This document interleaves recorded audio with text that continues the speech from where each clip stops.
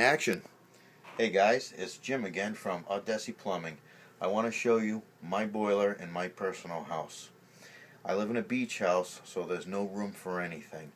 So I had limited options on which boiler to use. I don't have a chimney, so I couldn't use one with a chimney.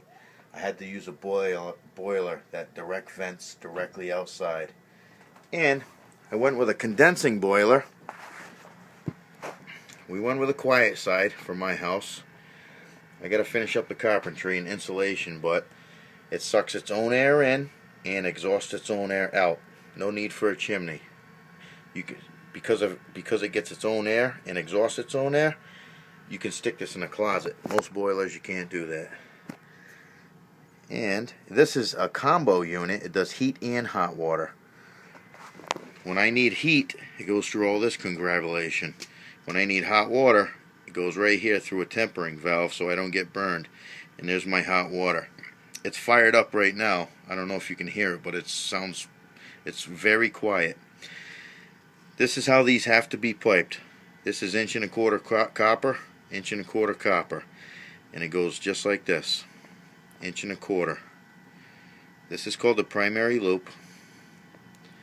And all it does is pump it around. Primary loop, pump it around. This boiler only has a gallon of water inside it, so if the water's not moving fast enough, it'll burn itself up. So it's got to be pumping around the whole time. Primary loop, and this is the secondary loop. There's our circulator, secondary loop, going to my baseboards and then coming back to the boiler. Primary loop, secondary loop. That's why they call it primary, secondary. We always use, here's my purge station and here's my purge valve. We always use a micro bubble separator. We always put the circulator on the feed, and the expansion tank goes on the bottom of the separator, and the fast fill goes right there at the point of no pressure change. Always right there. That's the only place it can go. That's the correct place it goes. This is a condensate line that goes into a crawl space and it pumps it away. So just so you know why boilers cost so much money, this boiler alone is $1,600, okay, which is a good deal. This piping right here is $1,000.